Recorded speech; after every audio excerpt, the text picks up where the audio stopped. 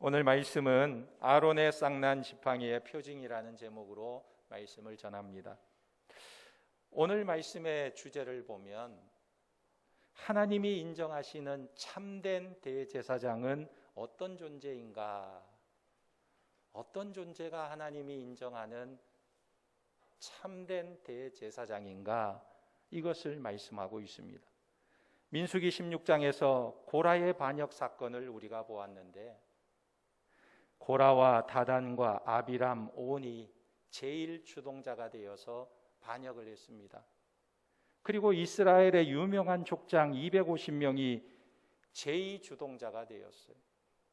그리고 이스라엘 온 회중이 추종자가 되어서 모세와 아론을 반역하고 저항을 했습니다. 왜 이들은 아론과 그의 아들들만 제사장이 되느냐? 이것이 저들의 반역이었어요. 왜 그들만 제사장을 하느냐? 우리도 얼마든지 제사장이 될 수 있지 않느냐? 이렇게 주장을 했던 것입니다. 그러나 하나님은 이들의 이런 도전을 가볍게 여기지 않으시고 적당히 넘기지 않으셨어요. 제1주동자 4명 중에 온이라는 사람은 빠지고 세 사람 고라, 다단, 아비람은 지진이 나서 땅이 갈라지자 그 속에 빠져 죽었습니다. 족장 250명은 향로에서 나온 불로 인해 죽게 되었어요. 이것을 보면 하나님이 이들이 행한 반역을 심상히 여기지 않으셨습니다. 아주 심각하게 여기신 것입니다. 이것은 무엇을 말하냐면 대제사장은 아무나 될 수 없다는 거예요. 대제사장은 하나님이 인정한 사람만이 대제사장이 될 수 있다는 사실을 분명하게 보여주신 것입니다. 그런데 이스라엘 백성들은 이 진리를 받아들이기를 싫어했어요. 그래서 주동자들과 그의 가족들이 심판을 받고 족장 250명이 죽은 이후에도 저들은 모세와 아론을 비방하면서 이렇게 말했습니다. 너희가 여호와의 백성을 죽였도다. 그랬어요. 여호와의 백성을 너희가 죽였다. 그러나 모세와 아론이 여호와의 백성을 죽인 게 아니에요. 여호와를 대적하는 사람들이 죽은 것입니다. 모세와 아론이 그들을 죽인 게 아니고 저들이 여호와께 대적하다가 죽게 된 것임을 성경은 우리에게 밝혀 보여주고 있는 것입니다. 그럼에도 불구하고 이 백성들은 거꾸로 이해하고 사건을 왜곡해서 받아들이고 있었습니다.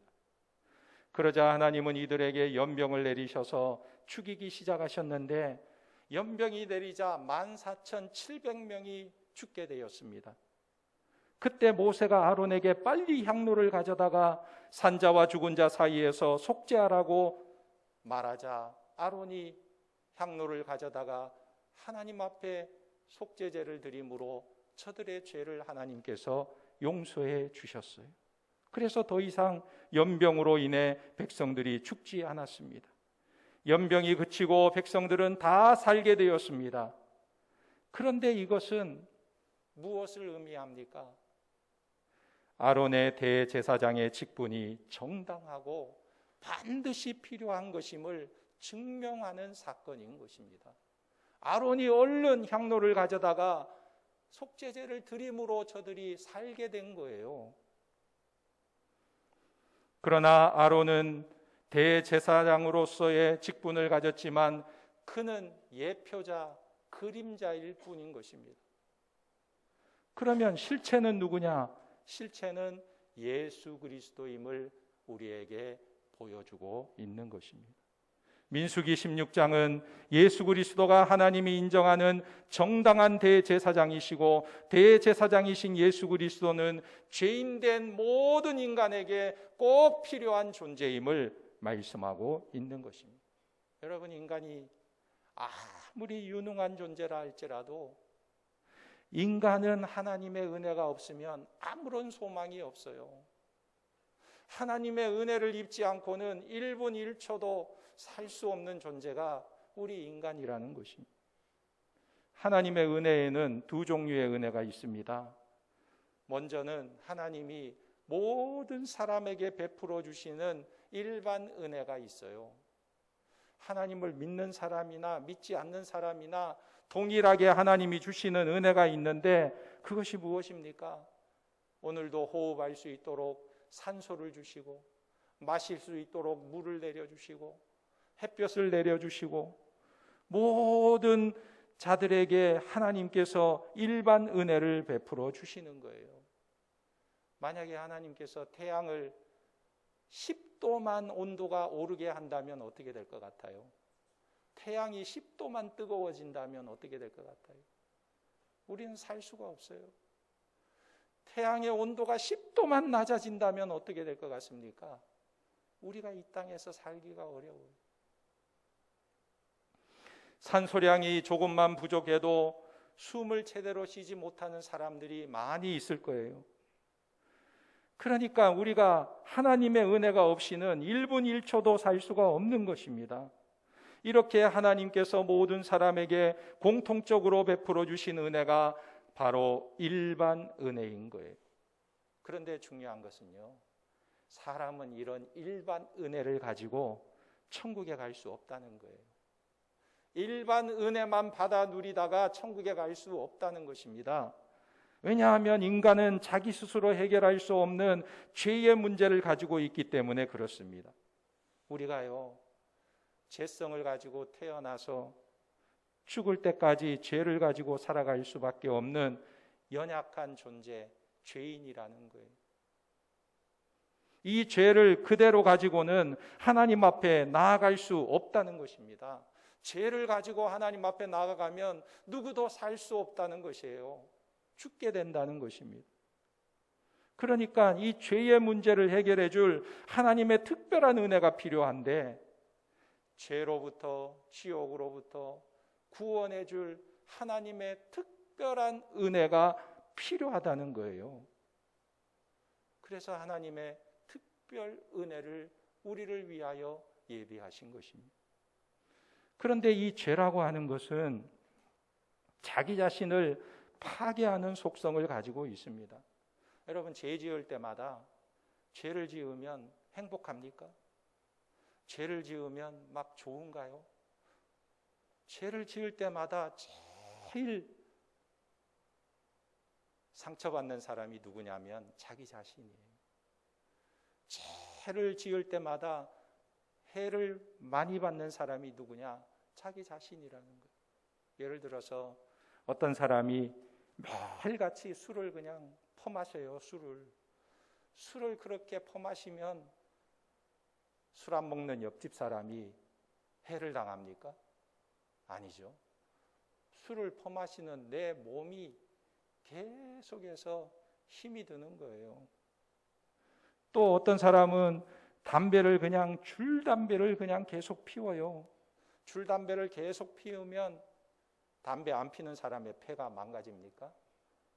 담배를 날마다 피는 사람의 폐가 망가지게 되어 있어요. 자기 자신을 해롭게 만드는 것입니다. 그러니까 우리가 자꾸 나쁜 것을 취하면 자기 몸을 파괴하는 결과가 오는 거예요. 마찬가지로 죄는 우리의 몸을 파괴하고 우리의 영혼을 파괴하는 속성을 가지고 있는 것입니다. 그래서 인간은 자기 파괴적인 죄성을 가지고 죄를 지으면서 살아가는 존재예요. 그런데 이 죄의 문제를 인간이 자기 스스로 해결할 수가 없다는 거예요. 그래서 인류의 이런 죄의 문제를 해결해 줄 대제사장이 절대적으로 필요함을 말씀하고 있는 것입니다. 산자와 죽은 자 사이에서 죄를 속죄해 줄 대제사장이 절대로 필요한 것임을 오늘 말씀이 우리에게 보여주고 있는 거예요. 그래서 우리에게는 대제사장이 요구되고 있는 거예요. 대제사장이 필요한 것입니다. 히브리서 4장 14절에 그러므로 우리에게 큰 대제사장이 계시니 승천하시니 곧 하나님의 아들 예수시라. 우리가 믿는 도리를 굳게 잡을지어다. 할렐루야. 우리 성도들에게는 대제사장이 계시는 줄 믿으시기 바랍니다. 누구십니까? 예수 그리스도예요. 예수 그리스도. 이 믿는 도리를 굳게 잡으라고 말했어요.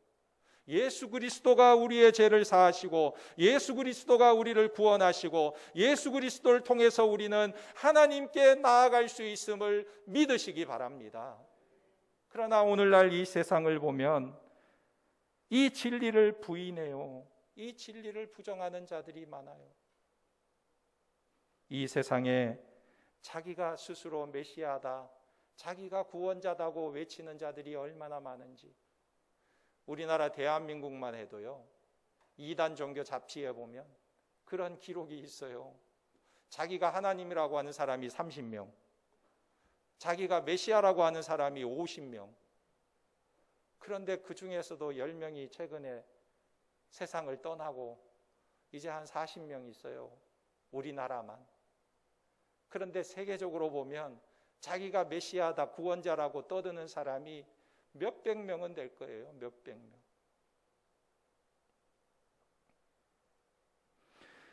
그래서 오늘 민수기 17장에서 이렇게 스스로 제사장이라고 주장하는 많은 존재 가운데 하나님이 인정하시는 참 대제사장이 누구냐? 여기에 대해서 우리에게 말씀하고 있는 거예요.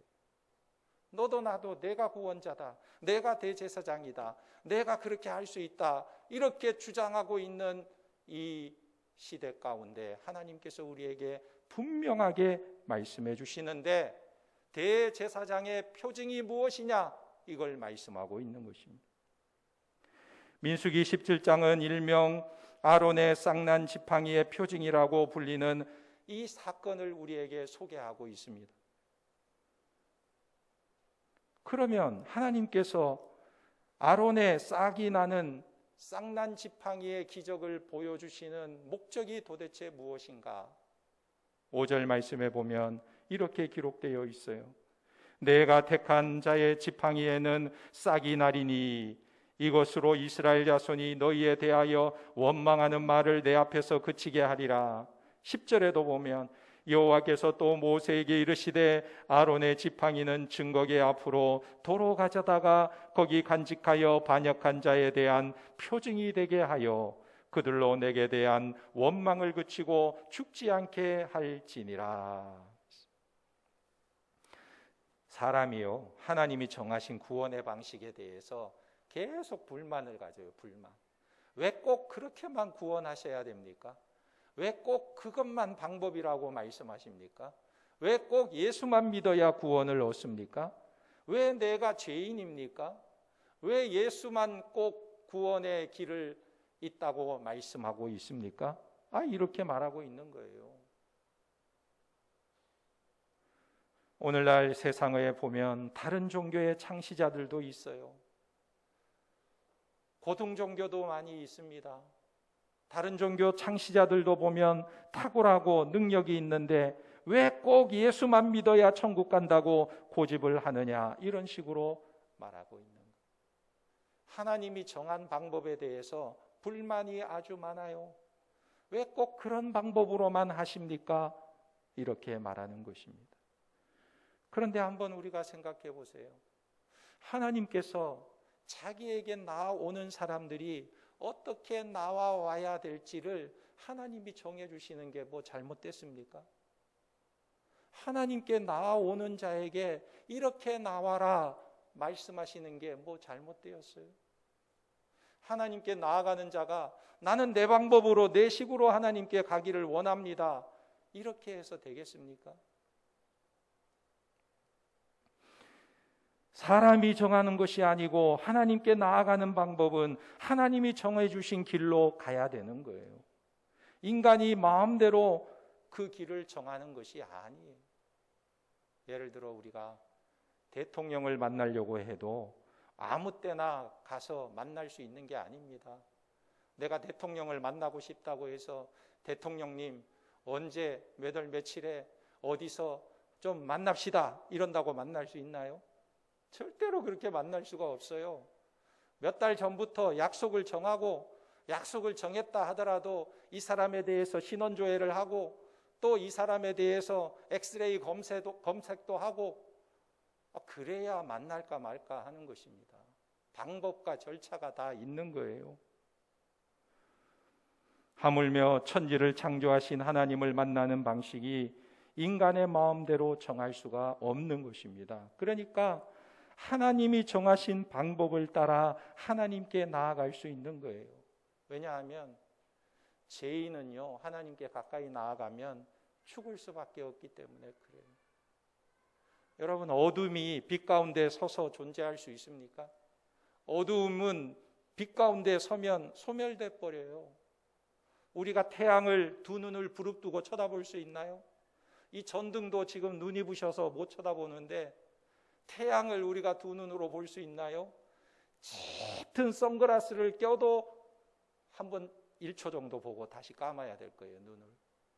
보기가 힘들어요. 그러므로 죄인이 하나님께 함부로 나아갈 수가 없는 것입니다.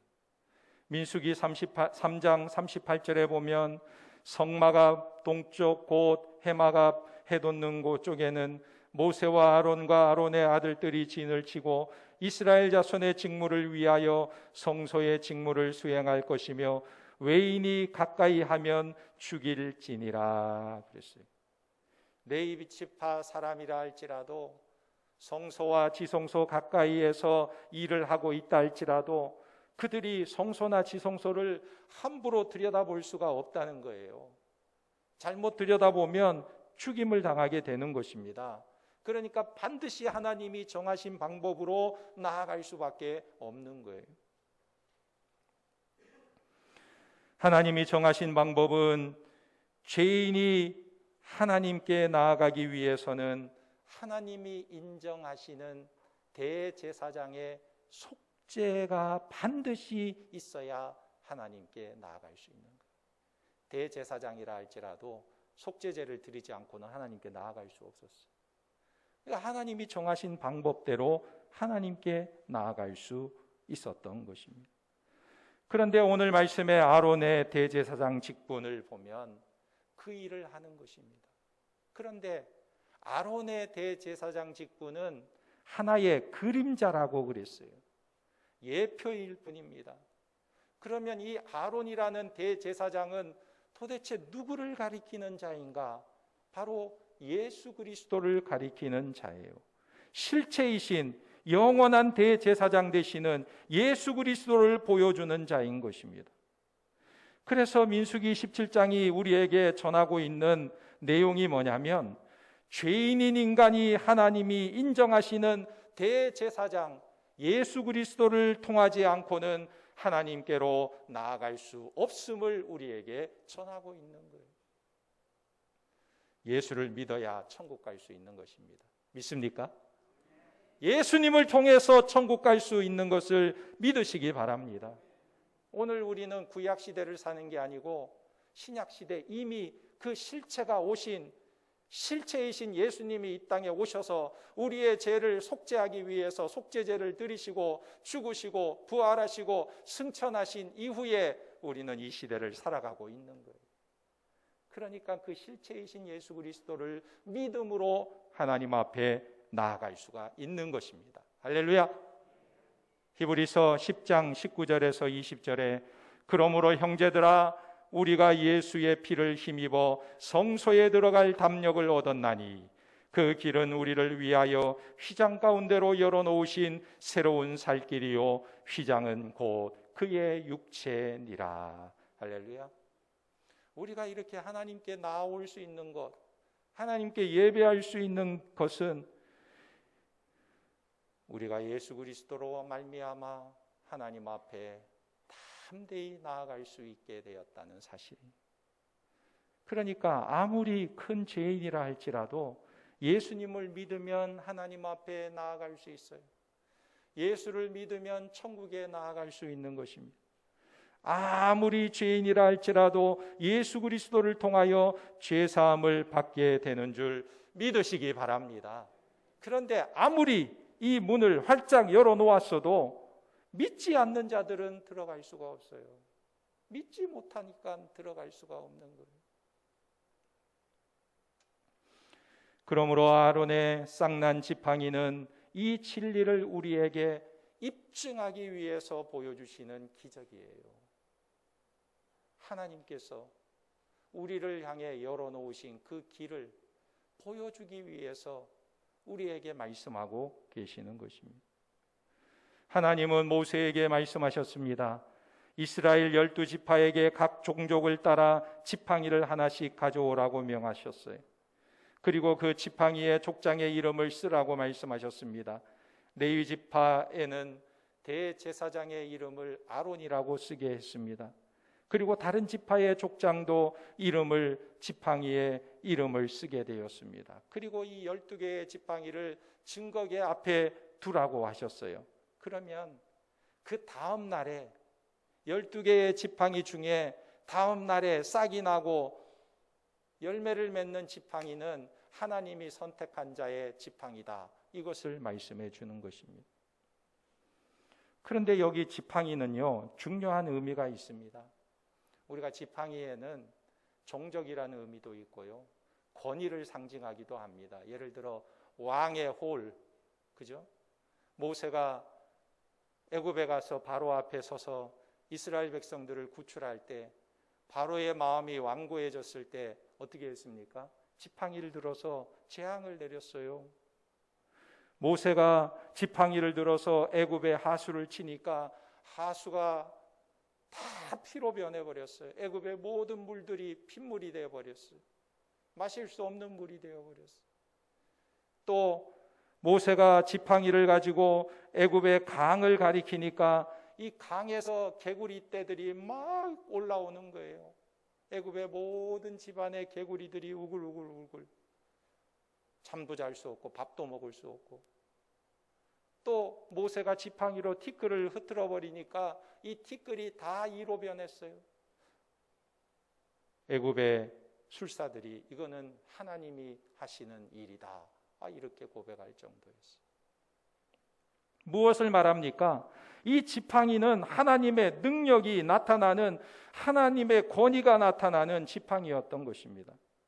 그런데 중요한 것은요, 이 지팡이, 모세가 가지고 있는 이 지팡이, 아론이 가지고 있는 이 지팡이는요, 중요한 것이 뭐냐면 생명이 끊어진 사물이라는 거예요.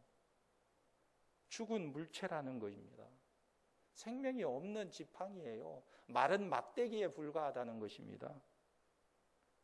어떤 양분도 공급받을 수 없는 죽은 것이라는 의미가 이 지팡이 속에 담겨 있는 거예요.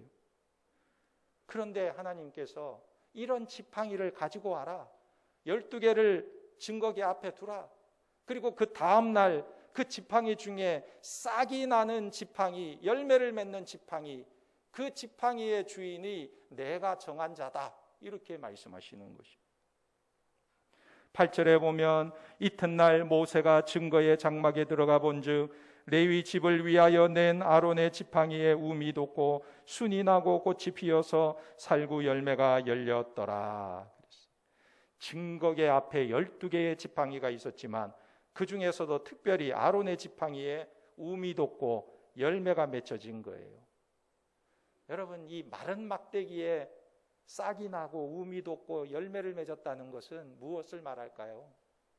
마른 막대기에서 싹이 난 거 보셨나요? 못 봤을 거예요. 본 적이 없을 거예요. 어떤 사람은 이렇게 말하기도 합니다. 그거 아론의 지팡이는 어제 꺾은 거 아닙니까? 어제. 아직 물기가 그 속에 있어서 싹이 난 거 아닙니까? 아무리 그렇다고 해도 어제 꺾은 나뭇가지라 해도 다음 날 어떻게 싹이 나고 열매까지 맺혀져요? 말도 안 되는 이야기죠. 말도 안 되는 이야기.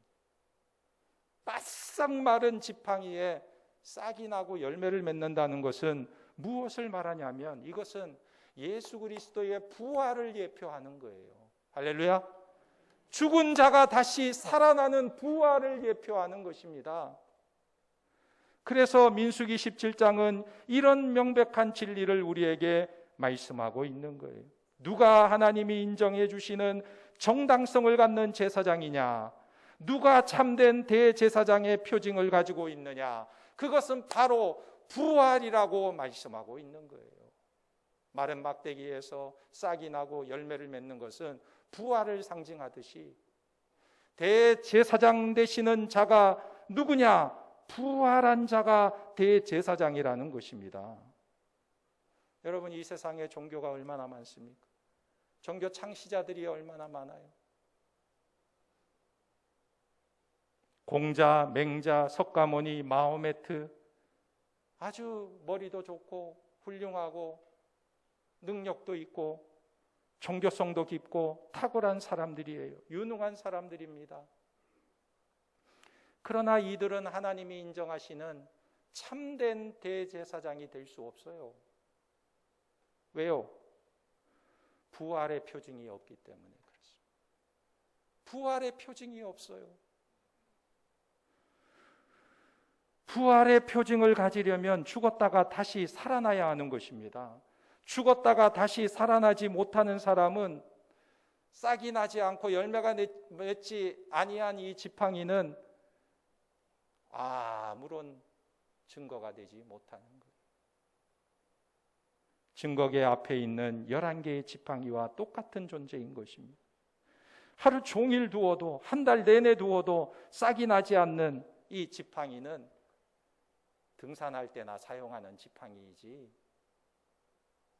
대제사장의 역할을 감당할 수 있는 지팡이는 아니라는 거예요. 그러나 인류 역사 가운데 죽은 자 가운데서 다시 살아나시고 부활의 몸을 수없이 많은 사람에게 보여주신 분이 한 분 계시는데 그분이 누구냐? 오직 예수 그리스도 한 분밖에 없다는 사실. 할렐루야. 예수님만이 우리를 구원하시는 대제사장이심을 우리에게 말씀하고 있는 거예요. 그러므로 우리는 이것을 받아들이고 이 진리를 믿는 것이 중요한 것입니다. 그런데 오늘 이스라엘 백성들을 보니까 이런 진리를 받아들이는 것을 어려워하더라는 거예요. 어려워했다. 아론이 지팡이에서 싹이 난 걸 보고 저들이 어떻게 했습니까? 그걸 받아들이기 어려워했어요.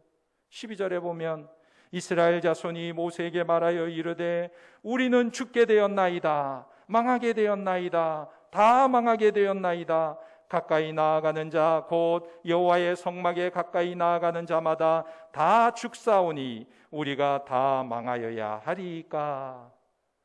이 사람들이 뭐라고 말하고 있습니까? 아론의 지팡이에서 싹이 나고 열매가 맺은 것을 보고 우리가 죽게 되었다. 우리가 망하게 되었다. 우리가 다 망하였나이다. 이렇게 말하고 있어요. 이스라엘 백성들은 아직도 하나님의 말씀을 깨닫지 못했어요. 복음을 깨닫지 못했어요. 죽지 않도록 하기 위해서 아론의 지팡이에 우미 돋게 하셨는데 이들은 거꾸로 받아들이고 있어요. 왜 이들이 반대로 생각하고 있습니까? 아론이 대제사장이기 때문에 다 죽어야 된다는 말이 이치에 맞는 말일까? 자기들이 연병으로 인하여 죽어갈 때 아론이 얼른 향로를 가져다가 속죄제를 드림으로 죽지 않고 살았던 자들에게 아론이 대제사장으로 뽑힌 것에 대해서 그가 대제사장이 되니 우리가 다 죽었다 이렇게 말하는 것이 상식적으로 맞는 이야기입니까? 왜 저들은 깨닫지 못하고 왜 진리를 받아들이지 못하느냐? 우리가 성경의 진리는요, 성경을 많이 읽는다고 깨달아지는 게 아니에요.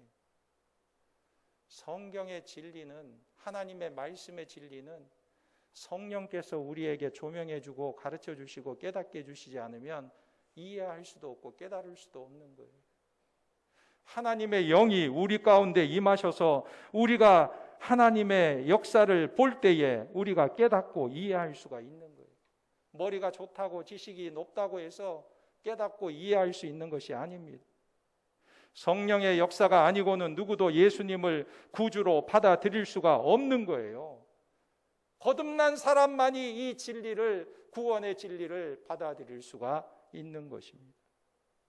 오늘 우리는 예수를 믿고 다 천국 가는 하나님의 백성들이 되기를 주님의 이름으로 축원합니다. 예수 믿으면 죽어도 살고 천국에 가고 영원히 죽지 않는 줄 믿으시기 바랍니다. 예수님만이 우리가 천국에 갈 수 있는 새롭고 산 길이 되시는 분이신 줄 믿으시기 바랍니다. 그분을 통하여 우리는 영원한 나라가 예비되어 있어요. 그분을 통하여 우리는 영생의 축복을 누리게 되는 것입니다. 히브리서 4장 16절에 그러므로 우리는 긍휼하심을 받고 때를 따라 돕는 은혜에 얻기 위하여 은혜의 보좌 앞에 담대히 나아갈 것이니라. 여러분, 이 땅을 사는 날 동안 하나님의 은혜의 보좌 앞에 날마다 나오는 자들이 되기를 주님의 이름으로 축원합니다.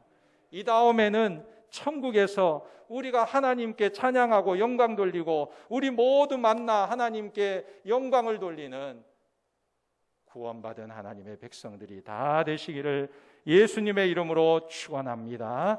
아멘. 기도하겠습니다. 이 시간 우리 함께 기도할 때에 오직 우리가 대제사장이신 예수 그리스도 외에 다른 길을 주신 일이 없음을 알고 믿게 하시고 예수님을 통해서만 구원 얻음을 확신하고 은혜의 보좌 앞으로 담대히 나아가는 자들이 되게 하시고 말씀에 순종함으로 복을 받는 자들이 되게 하옵소서. 우리 주님 한번 부르고 간절히 기도합니다. 주여, 아버지 하나님 은혜와 사랑을 감사합니다. 우리의 눈을 열어주심을 감사합니다. 우리의 영안을 열어주심을 감사합니다. 우리가 오직 예수 그리스도께서 우리의 대제사장이 되시고 우리의 구원자가 되어주시고 우리의 죄를 속죄하여 주시고 우리가 하나님의 거룩한 자녀가 되게 하시는 놀라운 은혜를 베풀어 주심을 믿고 바라보며 의지하게 하심을 감사합니다. 우리가 예수 그리스도의 보혈의 피로 말미암아 죄 사함을 받고 거룩한 하나님의 백성 되었사오니 날마다 은혜의 보좌 앞에 담대히 나아가게 도와주시고 하나님을 찬양하며 하나님을 예배하며 하나님의 영광을 누리며 하나님 나라를 꿈꾸며 살아가는 믿음의 백성들이 다 되게 도와주시옵소서. 우리의 공로나 우리의 행함이나 우리의 의를 가지고 하나님 앞에 나아가는 것이 아니라 오직 하나님 우리를 위하여 이 땅에 보내주신 실체이신 예수 그리스도를 통하여 우리가 하나님 앞에 나아갈 수 있음을 아버지 하나님 우리가 믿게 하시고 깨닫게 하시고 그 은혜를 힘입어 날마다 담대히 하나님 앞에 나아가는 믿음의 백성들 되게 도와주시고 그 은혜를 증거하며 전파하는 우리의 삶이 되게 도와주시옵소서. 하나님 아버지, 우리에게 예수 그리스도를 통해 하나님께 나아갈 수 있는 길을 열어주시고 구원의 은혜를 베풀어 주심을 감사드립니다.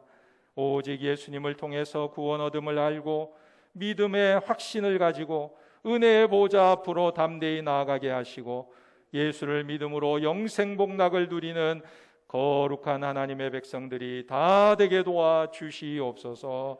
예수님의 이름으로 기도하옵나이다. 아멘.